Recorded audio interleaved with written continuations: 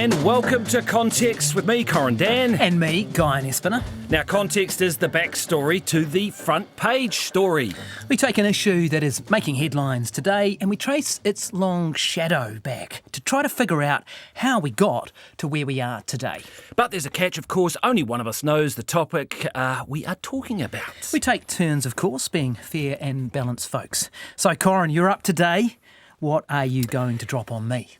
Well, I feel like I might have bitten off more than I could chew here, Guy, and I have to be honest, and welcome everybody. You're keeping me in suspense. Yeah, we are going to look at the rules of Parliament. Oh, the rules of the game here, which is what they call standing orders and speakers' rulings. And it is pretty, I mean, the more I looked at it, the more I went, why am I doing this? We're going to geek out today. This is Geeksville, brother. We are totally going to geek out. But what I want to do here, before we rip into it, is just a wee preface to say it is a very detailed, complicated, at times feeling impenetrable sort of a system. It's built up over 175 odd years of Parliament and precedent. We can't go into all of that today. So what we're going to do, try and stick to some of the key themes about why rules are important, why some of them don't work, why some of them do work, how have they evolved. Big questions like that, because I think it strikes right to the heart of democracy and institutions, which, as you know, Guy, are under threat all around the world. So I just want listeners and viewers to think about that as we enter a world where a lot of institutions, including Parliament and politics and the media, are facing a myriad of threats. So that's my little proviso. And if anyone's really wanting to geek out, I would suggest go and read Phil Smith's stuff on The House. That's just my one little promo for that. Let's rip into it. If we find 6 of 68 government MPs with a spine, we can stand on the right side of history. That is completely unacceptable to make that statement. Withdraw it and apologise. No. Then leave the House for the rest of the week. Happily. So, what is happening there, Guy? Well, that's obviously Green co-leader Chloe Swarbrick expressing her displeasure about New Zealand's failure to recognise Palestine as a state, or I should be a little fairer than that, taking a month or so to determine what their path of action is going to be. Indeed it was. And here's the interesting thing, and it's where we're going to focus today. Where do you think she went wrong? Because this was a debating point and is something that has come up. What part of the rules do you think she broke here? Yeah, well, it would have been her reference to a lack of courage, which MPs take great exception to. So I think it was, who was it? Was it Paul Keating said that the member is a shiver looking for a spine to crawl up? And the Aussies are a little bit more belligerent about that. But that would have been the provision that she would have breached, accusing. You're not allowed to call someone a hypocrite. You're not allowed to call someone a liar in Parliament. You can call them lots of things. And so I think she transgressed, or was seen to by Speaker Brownlee there, for saying that those MPs lacked courage. Absolutely right. And that is the issue here. And that would be, for the real nerds out there, that'll be standing orders, which is, we're going to get to the definitions around what that means, but that's effectively the rules. There's about 400 of these written standing orders. I think that would probably be Standing Order 120, possibly 121, which deal with, disorderly language and that type of thing. And I'll get to that in a second. But what is interesting here is some people think that if Chloe Swarbrick had actually just said the government lacked spine, she probably would have been okay. And that is the key point to sort of remember here when we think about debates and insults of other MPs and why we can't have them. It's very much personal. It's very much about the person, because the focus here is to make people play the ball, not the person, so to speak. You want Parliament to be debating ideas. You want it to be debating issues. You do not want it descending into chaos of insults. No, that's right. No, like you, we both did the same job, didn't we? We were both political editor at TVNZ I did 6 years or so. I think you did a couple of terms. It's like doing a lag, isn't it? And I think I did PTSD. Yeah, I think I did about. 14 or 15 years watching those guys in the House for newspapers and TV over the years. And you will find that any personal reference to a member, like you're not even allowed to say so-and-so's absent from Parliament. That used to be a transgression of the rules. What surprised me about the Chloe Swarbrick ruling was she didn't actually name an MP who had been lacking a spine. She just said if you could find so-and-so members who had one. So that did surprise me. Yeah, and it surprised even Winston Peters got up and said he thought that the Speaker had overreached there. And Winston, he said he didn't agree with a thing that she said, but then defended her. And let's have a listen to another clip from Parliament which has been referred to in the Chloe Swarbrick case. Let's have a listen to it, and it's John Key. I will not stand by while Jordanian pilots are burnt to death, when kids execute soldiers, when people are out there being beheaded. I'm sorry, but this is the time to stand up and be counted. Get some guts and join the right side. That was around the time of New Zealand joining the fight against ISIS. Yes. And it was pretty powerful, wasn't it? But you could mount a case to say, well, why wasn't he punished in the same way that Chloe Swarbrick was, which was to be effectively suspended, and we can get to the details around how all that works in good time. But what do you think? Yeah, I think that's a very fair case. And it seemed to me that the punishment meted out to Chloe Swarbrick seemed disproportionate for what she's said. I think a lot of people pointed out at the time that it seemed okay to use the C word in Parliament, which Brooke Van Velden did, albeit quoting an Andrea Vance column over the pay equity changes.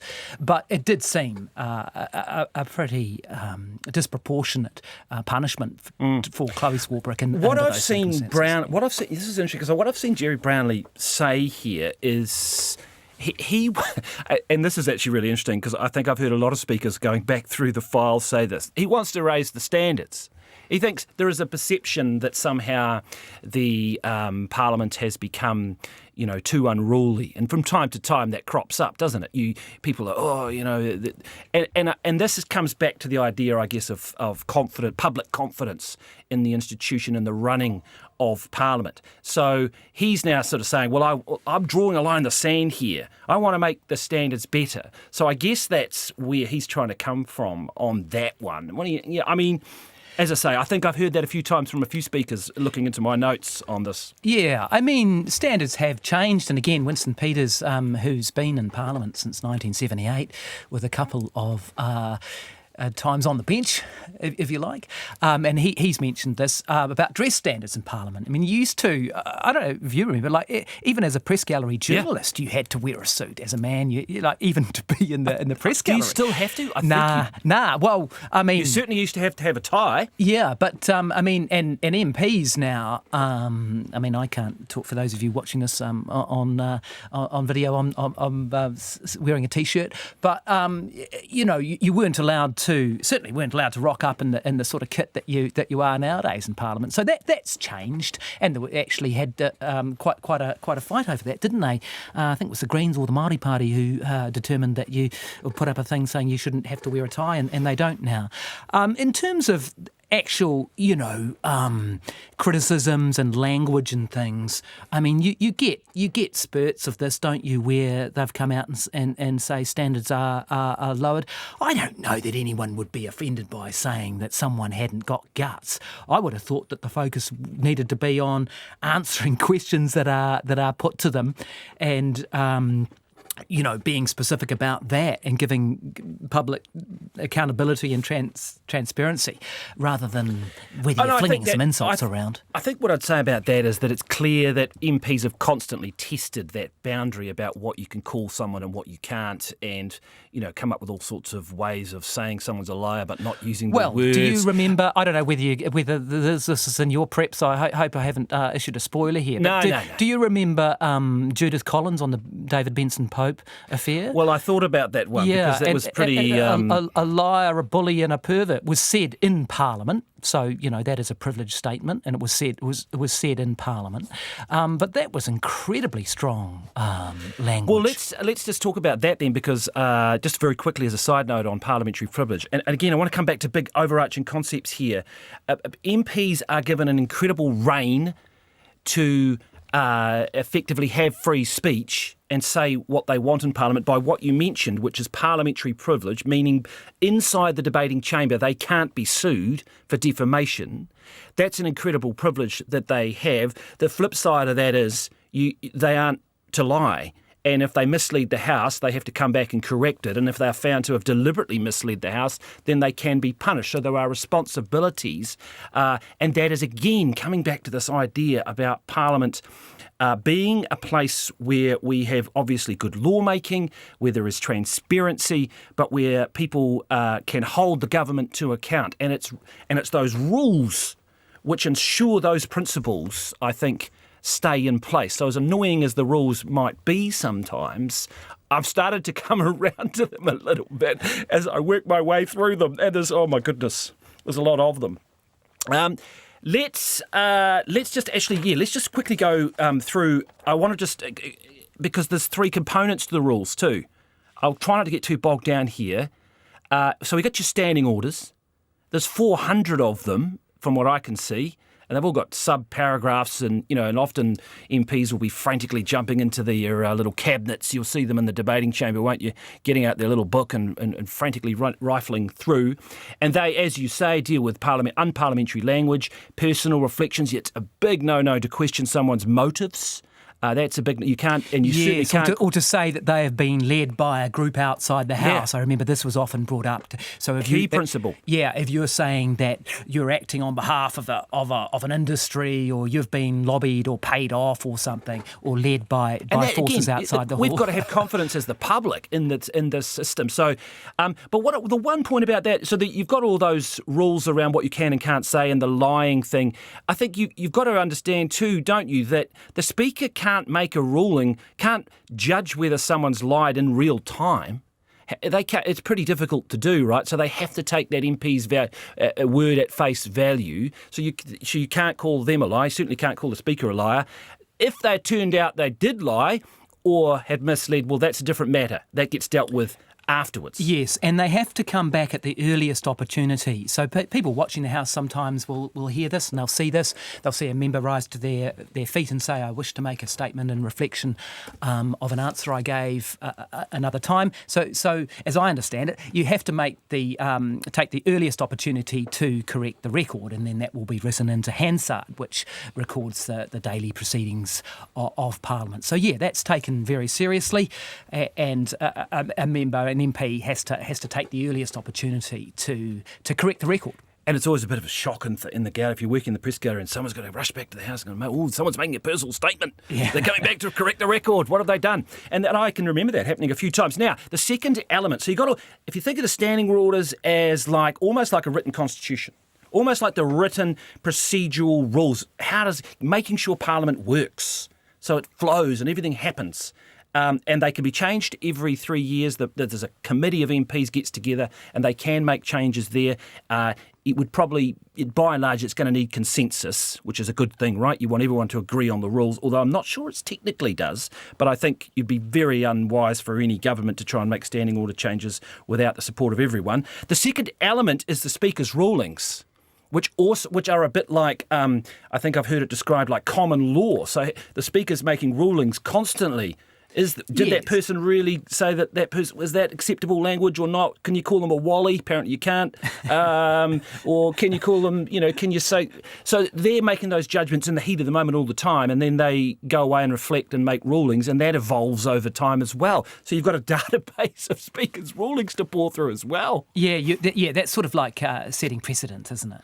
Yeah, and it's just like, I mean, you know, you can see why speakers get tangled up and, you know, it does require a lot of brain power to be a speaker. Now, the third element, really, of the rules is the speaker's enforcement. And this comes, but we'll bring it back to the Chloe Swarbrick element because she was named. Now, a lot of people would go, what's this business with naming? I don't remember. When I was 10 years in the gallery, I didn't see a lot of people named. I saw a few. I certainly remember it being sort of in hushed tones from some of the old guard there going, oh, someone's been named, it's a big deal. It effectively is a suspension, right?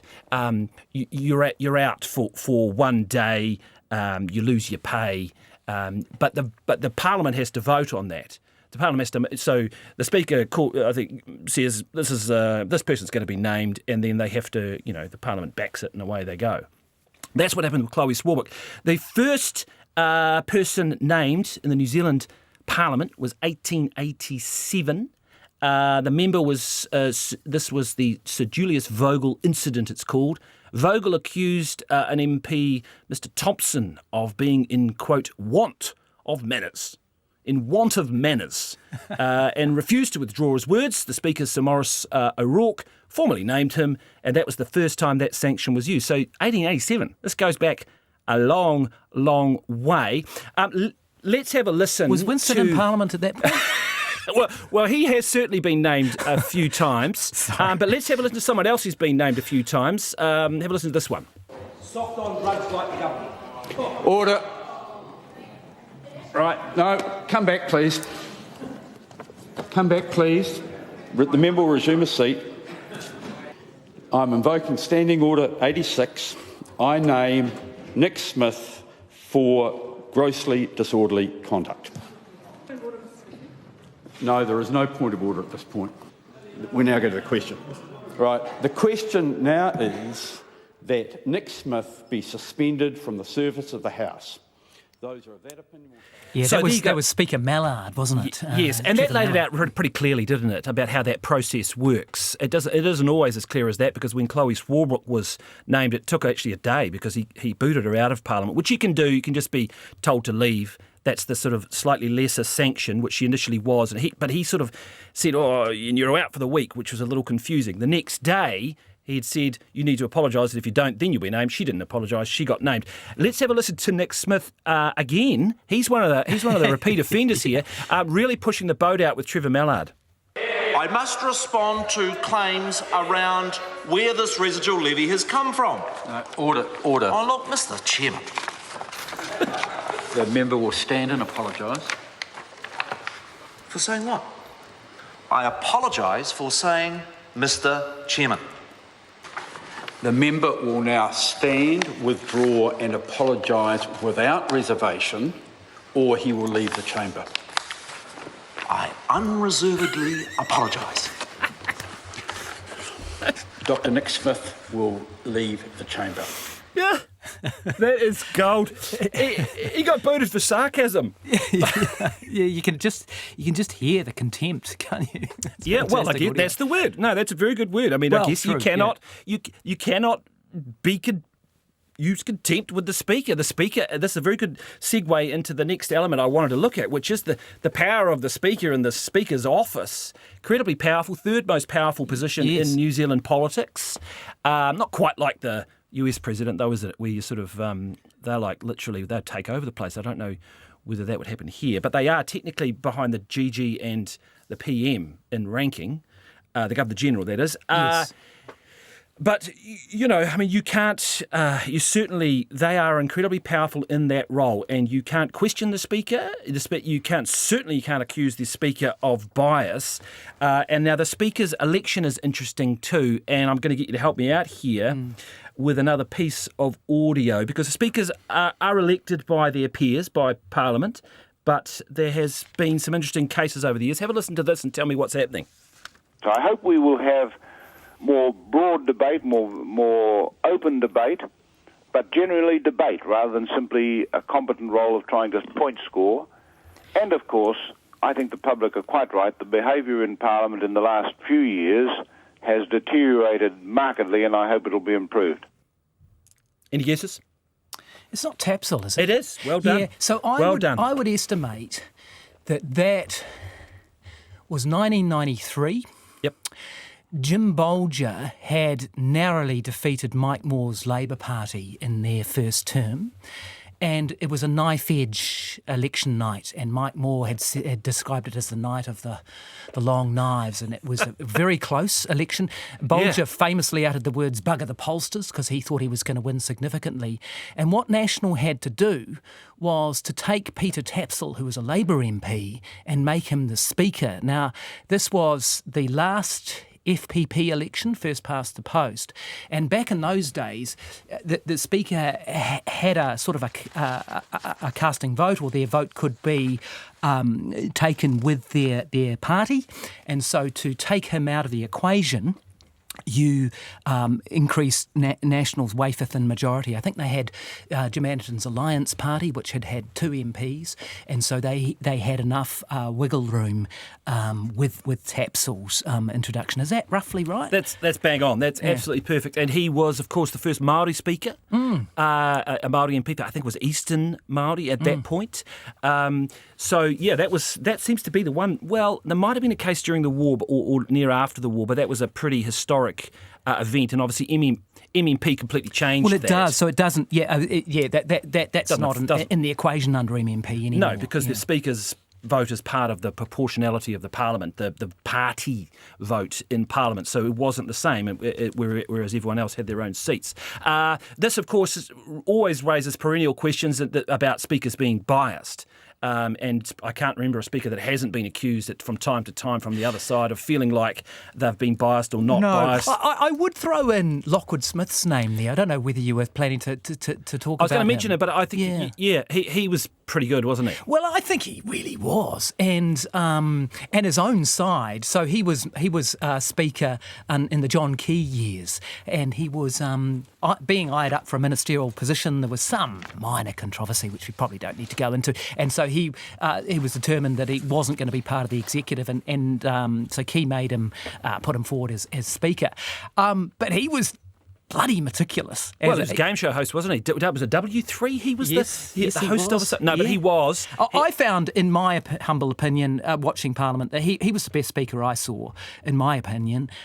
He was meticulous and he was tough on the government, which is what you need, right? Yeah, you've got to buy into the position. You've got to be like, this. I'm above party politics here. I'm going to make this place run. It's going to be fair. There's going to be confidence in it. But they were frustrated with him, which I thought was a good sign. His own guys, the National Party. Hey, let's have a quick listen to someone who did arguably question the impartiality of a speaker. Let's have a listen to a former leader of the opposition. The member knows that he will resume his seat when I stand up. He will start off by withdrawing and apologising for not doing that. I'll withdraw and apologise. I want to remind the member that he's testing my patience. A point of order. A point of order. I would just ask you, Mr. Speedy, go and reflect on the tape when you go back, as I know you do, because it does just rather seem that your left ear is rather more acute at picking these things up than your right. Leave the chamber. That was Simon Bridges, who became fond of yaks after leading the opposition. But of course, he was a Crown prosecutor, wasn't he? Or at least a Crown solicitor. And you often find that, it's quite similar to law, isn't it? And he did a good job of and there are certainly some MPs who thrive on the minutiae of the 400 standing orders, which I sort of looked at, and others who don't. Very quick, just a couple of quick mentions on Speaker, because we had a first female Speaker. Let's have a listen to her. Supplementary question, Rodney Hyde. Thank you, Madam Speaker. It's a point of order. The Right Honourable Winston. No, I want to ask somebody a question. Turn. Would you both? Well, when you get called, it'll be your turn. Otherwise, you'll both leave the chamber and no one will be asking a question which will solve the problem. Be seated.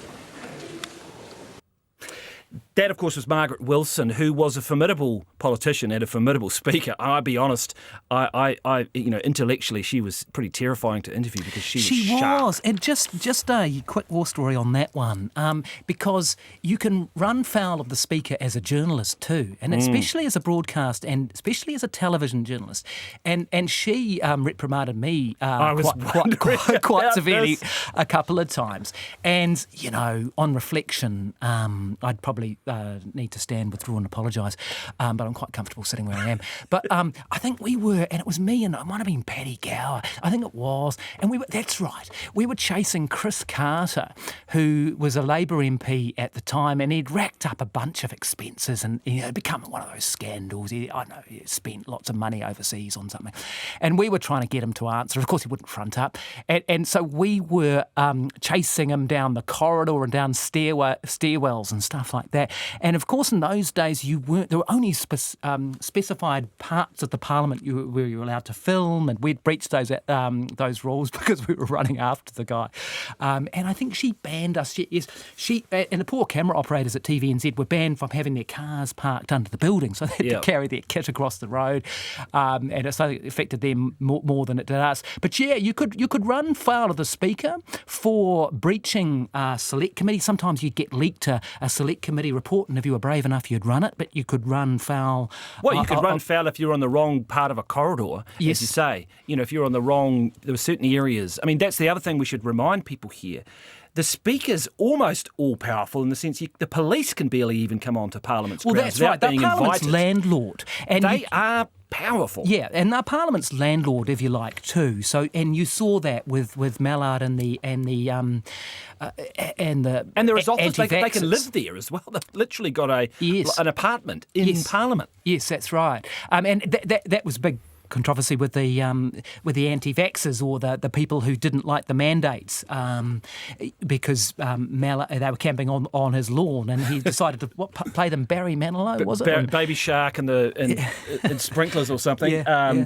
That's right. And he was out on his balcony effectively. When the people will remember the images of him standing around. That's like literally his front porch where there's an apartment. I'm going to jump now to a pop quiz. So we're going to do a little pop quiz here. We're going to do a little context. This is probably the world's first pop quiz on standing orders. Yeah. No, this is going to be a pop quiz on who said that. It is the context pop quiz. Maybe we can bring it back at some other issues as well. And I think that just before we do, the point is here, politicians over the years, and I'll talk a bit about media and the evolution of rules as it's got stricter over the years, have got very good at, there are performers. There are people who know that if they can pull off a great one-liner, a great zinger, they can, are quick on their feet, they've got wit, they've got charm, they can use that to great effect. It would have been in newspapers, then it would have been in your radio, then it was on TV, then it's online, now it's TikTok. I mean, it hasn't really changed, has it? It's the same thing. So let's go, pop quiz context. Who said these? Who said this? Zip it, sweetie. That's Paula Bennett. Well done. Paula Bennett. Do you know, extra point for who it was to? Yeah, I was going to say Jacinda Ardern, but that probably isn't right. No, you get it. That's right. That's two ticks. Yep, very good. Okay. The Prime Minister is full of puffery and bovine scatology. Oh, that's a Peters line, no doubt. That's Winston Raymond Peters. But bovine scatology is definite. That's no doubt about that. Yeah, you're so right. It is. I think it absolutely is. It's Winston Peters to John Key. Now, this is a goodie, and it's been a controversial one, this one, actually. Eat that, you lost, we won, it goes, it's as simple as that. Yes, that's Michael Cullen. It would have been, I would imagine, about November 99, maybe a little later, after Labour's win, and he was probably raising the top tax rate to 39 cents in the dollar. It's definitely Cullen. Yes, you're absolutely right. He had a few good ones, didn't he? What was that great one he said about Treasury? Ideological burp. When they said something he didn't, they came up with some report about something he didn't like it. Yeah, it's an ideological burp. Here's another one. They're going to get harder now, I think. He could go down the Mount Eden sewer and come up cleaner than when he went in. I'm going to say Mike Moore. Oh, come on. Yes. Do you know why I said Mike Moore? No, is it Mike Moore, is it? Yes, it is. Yeah, because he won that Mount Eden seat, you see. That was the only... I don't know that quote, so that was a guess. But I said Mike Moore because he won that seat. And he's quite fond of winning Mount Eden. Yeah. That's an easy one. Here's an easy one. OK, Boomer. Yeah, that's Chloe Swarbrick. Yep. Two Can you think of the MP? Yeah, it was a national MP. Brief leader of the opposition? Yeah, was it the guy who had his mental health issues, wasn't it? And resigned as leader. Todd Muller, yes. Todd Muller, yeah. We'll give you half on that one. Yeah. This one's I don't even know. I put it in Quiggly Wiggly. Quiggly Wiggly. That's a reference to Derek Quigley, I presume. Yes. Yeah, who was sacked for opposing Think Big in the Muldoon years. You're right. Mike Moore, he said that after Derek Quigley evaded a question. So that was Mike Moore is coming through with his wit, wasn't he? Here's an interesting one too. Might be tricky, we'll see. He is a SPM, a stale, pale male, and that is nothing to be ashamed of. Yeah. I was going to say one of the Green MPs, but then with that qualification at the end, I was thinking maybe someone else. I don't know that one. Paula Bennett to Phil Goff. She also called him an angry smurf. Here's possibly my favourite of the list, and I'll give you full 2 points if you can get this. Such an arrogant little prick. Oh, that's Jacinda Ardern, isn't it? Yes, on David it is. Seymour. Well done. On David Seymour? She didn't say it on Mike. Yeah. That's the key point here. Yes. She was annoyed that he had pretty good question actually. He'd pressed her on. He basically called for her to give an example of something that she'd tried to say.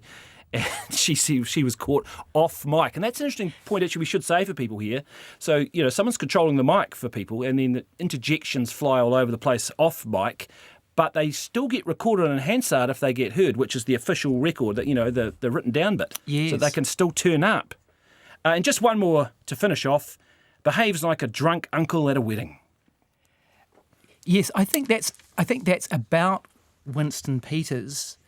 And possibly from Christopher Hipkins. Well done. I think you must have just about got 8 out of 10 there or something like that. Anyway, well done. Excellent pop quiz. I hope I can do as well in return at some point. I'm going to get you back for that, mate. Return the favour. If you've done me a pop quiz on standing orders, you did really well. That's pretty impressive. Hey, one point I want to make here is that Parliament's rules have actually, as I sort of dug into this and as I say, started to get slightly terrified by what I'd bitten off, it's pretty clear actually that Parliament's rules have got a lot stricter over the years. So it's worth remembering, so Parliament kicks off around 1854. I think they had the first year in Auckland, then to Wellington. Do you know what the first piece of legislation they passed was? No, I don't. A law making it legal for them to drink in the House and giving reprieve to all the MPs who had breached the law previously. Yeah. Well, that's pretty ironic, isn't it? Yeah. And it is ironic because I think it sounds like early days it was a bit of a pretty wild and not particularly... Yeah, there's a great history. There's great history of MPs drinking in the House. Do you remember Nandor Tanchos, what he said about that? No, I don't. Drunken charge of the country. And he was making allegations that people were drinking late at night because Parliament sits till 10 p.m. some nights and there's a bar on site. So, that's... well, in the early days too, there was no closure motion, which means people could talk forever. That they really could. And they brought in a law around 1894 when they started to... Now, before that, we'd had the press gallery turn up at 1870. They started to clean up their act a little bit then, I suspect. Also, Hansard was a little bit earlier than that too. So once there was actual records of what they're saying, you can imagine that those people in Parliament were realising, we're going to have to behave ourselves a little bit more here because there's scrutiny. So let's big up the media a little bit there as well with the arrival of the gallery. 1894, though, they brought in the ability to close debates. So people couldn't just stonewall and talk for 4 days or whatever they did because they just weren't getting enough done. At the time, the opposition was unhappy about that. A key point here too, we basically took the Westminster system from England and plonked it in New Zealand, 100%, just like bang, slapped it down. And even at the time, there was apparently people saying, what on earth are we doing just aping this, that was the word used, the system from England and just plonking it down in New Zealand like that. So it was a pretty already a pretty established system that came in from there. There's a couple of key points in terms of the evolution. The MMP era, there was an era when they brought in select committees a bit prior to that, I think around the 70s. You had committees and MPs' rights evolved, but really it was around MMP when we see the Parliament we're very familiar with now, with 10-minute speaking slots, lots of rules and regulations around proportionality of Parliament and making sure that everyone gets to speak. Because one of the good things about the Westminster system coming to New Zealand was definitely, whether it's been in practice is another matter, was that the system is designed to protect minorities, to make sure that there is transparency and accountability of the government and the process works, but that those minorities get a voice and can speak and can criticise the government. So that's one good element that has come from that. And before I come to you, Guy, I'll get a quick example of that. We'll go to a clip here of question time, which we can talk about because that's another whole thing. Let's play a clip here, and you can probably help me out a little bit on this one. To the best of my recollection, I haven't used my. I've answered OIA responses and personal and parliamentary questions correctly, and to the best of my recollection, that's what I've done. Yeah, that is Claire Curran, who was broadcasting minister, right, at the time. And I think that was in reference possibly to something quite close to RNZ. Well, there'd been a couple. So that was a second. She actually went on leave after that. That blew up because she was being questioned about the use of private emails. But there'd been the whole episode with where her diary entries and meetings concerning RNZ prior to that. She was under huge pressure as a minister, and it's just a good example of an MP who was prosecuting her in Parliament. And it was Melissa Lee who did that. It was Melissa Lee. Yeah, it was Melissa Lee who proved pretty adept at that. Didn't have... and I don't want to pick on Claire Curran because it's like... But she was a good opposition MP, a hard-working MP, but she lost it in that moment in the House, and that was a devastating moment for her. And just with irony, the same thing really happened to Melissa Lee, unfortunately, who picked up the poison chalice of broadcasting, had been a pretty good opposition member and wilted as a minister, frankly, was relieved of that. You would have watched a lot of Question Times, and I was there 10 years, you were there 15 odd years. Question Time for people, let's just quickly explain to people what's going on here. So the opposition gets to lodge questions with the Speaker by 10:30 in the morning, and they usually get 6 or so primary questions. Nowadays, they don't even specify what they are. They might just say... No, they just say, does the government stand by all the statements and actions? And then they get a whole lot of sups, right? They can then follow up. Yeah. And again, just to quickly go back to Lockwood Smith, who was superb as a questioner. And I think that's why he was such a good speaker, because he was forensic in his questioning and he really got places. This broad brush approach then allows you to take on 5 or 6 different fronts and ask the Prime Minister about the price of butter and why he hasn't done something about something else. And I don't know whether it's that successful, and it appears to me to be more about getting your clip on television or Instagram that night. The other thing I'd say about the English system that we talked about is, here's the difference. In New Zealand, you have what they call patsy questions. Yeah. So I can get up and say, as a national backbencher, what recent announcements has the government made about whatever it is, and allow the minister to stand and give some basically PR. Now, in Britain, it's Prime Minister's questions, and what I like about that is that you're really giving it death to the Prime Minister, and you'll see backbenchers, stand up and give their own Prime Minister from their own party a hard time. And I really like that because it's about accountability. So I don't know if there's a strong argument for allowing patsies in the House. I know they've looked at this before, but, we don't really... governments can put out any number of press releases and put out any number of... Well, it's become a big issue in this Parliament, actually, now that you mention it, because Jerry Brownlee is constantly pulling the government up because there's been a Speaker's ruling, again, somewhere along the way, that you're not to use that Patsy question answer to turn around and attack the opposition. I mean, that's not what it's there for, right? To be attacking the opposition. And so he's constantly being members of Labour are constantly standing on their feet and calling what's saying a point of order, which is they want to argue a point of the rules, saying, hey, this person here just attacked the opposition. You're not supposed to be able to do that. So that's become quite a contentious issue in this current Parliament, and as a good example, I think, of how that. One thing I would say about the rules and as they've evolved, I think when I was first in Parliament, there was a limit to how many supplementaries there could be on each question. Now, I think the parties have the ability to switch. They can pile, and if the one question's going well for them, they can increase their number of questions. And trade it off against your other ones, yeah. Yeah, and you do see the Speaker sometimes reward parties with extra questions. Yes. That's not uncommon too. Or knock them off if he feels they've transgressed. Let's just have a clip of probably what is the most famous clip ever from New Zealand Parliament. New Zealand first. 8 votes in favour. Te Pāti Māori. E ono ngā pōti e whakahe. Hawana!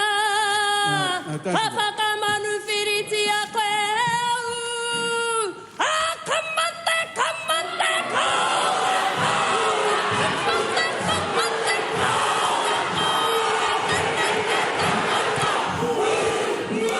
Yeah, I mean, that clip obviously... Yeah, that's Mark Clark, isn't it, from the on the Treaty Principles Bill. Yeah, I mean, that clip was viewed around How many the world, times? billions times or something, you know, and it's an insane amount. And I want to say a couple of things here, and I want us just to walk through this. Early on, because I want to get us to just finish on where Parliament is going and the evolution of changes in tikanga and this debate, which is very real now about the Māori Party was punished, and people will be familiar with that. They ended up getting he suspended Parliament. There was a punishment via the special committee that looks into issues of rules in Parliament, the Privileges Committee. They handed down the harshest punishment, I think, ever. The two leaders were suspended for 21 days, I think it was, and many people felt that was unfair. But let's not just focus so much on that. People know that story. In the early days of Parliament, there were translators and people spoke in te reo Māori, but there was a very long gap before Māori and te reo Māori became the official language that could be spoken in Parliament, and it was 1987. So you're talking well over 100 years. And I think it's fair to say in the last 10 or so years there's been a lot of evolution in terms of trying to fit more tikanga into Parliament. Would you agree with that? And there's obviously, from the Māori Party's perspective, who obviously have a lot of issues with Parliament and would like a Māori Parliament for that matter, and clearly feel that Parliament is against them in many ways with the rules, are pushing for change here. So this is a very live debate. Oh, it certainly is. And yes, we have translators in Parliament. It's common even for Pākehā members of Parliament, especially Chloe Swarbrick, who we talked about, will often ask her questions in te reo Māori in the House, without a blink of an eye, really, nowadays. But yes, it presents a real challenge, doesn't it? Because it's not that unusual to see haka in Parliament, and you'll see, especially big things like a treaty settlement bill, you'll see a waiata from the public gallery.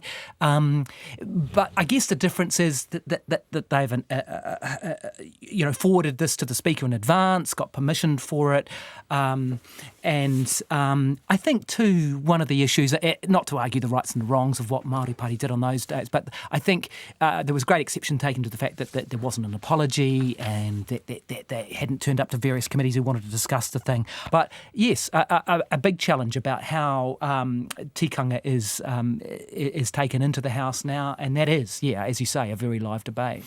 Yeah, and I don't want to speak for Māori on this issue, but it's clear that that the Māori Party has a lot of issues with the way in which Parliament's worked. But it does feel like that's going to be an issue for the Speaker and speakers in the future to grapple with in terms of how to continue to reflect tikanga, because it's pretty clear looking back that for a very long time despite the treaty being signed in 1840, first Māori MPs 1868, interpreters in the 1880s and 1900s, that for a very long time, Parliament in the Westminster system, I think you could mount a case, wasn't serving Māori particularly well. It makes you realise too, in the fight, that that wasn't an easy thing, right? That people fought for that, to get that right to speak te reo. Yes, and I think keen watchers of the House will see a funny sort of tributary of that debate with Winston Peters, who takes great exception to the word Aotearoa being used in Parliament. He says, that someone's trying to change the name of the country without the consent of the people, he's drawn the Speaker into lots of debate about that too, so it continues in that sense as well. Look, that's where we're going to finish it. But by and large, as I say, I found this a difficult process to pull it all together with all the different threads of it. But I still think it's the old thing, isn't it? Democracy's, there's many quotes. There's lots of things wrong with it. But in the end, it is the best we've got. And we've got to protect this system, and we've got to continue to have buy-in on some sort of rules. Because as they say, if you don't have debate and you don't have that contest of ideas, what do you have? You're going to have people, it's going to resort to swords or whatever other quotes you could come up with. Is that your excuse for giving me a pop quiz on standing orders? I don't think I'm ever going to live that one down. Hey, I'll get you back next week. Yeah, I know you will. I've made a rod from my own back there. Hey, thank you very much for listening to Context. We do appreciate everyone who has tuned in to the show, and we look forward to hearing from you again next week.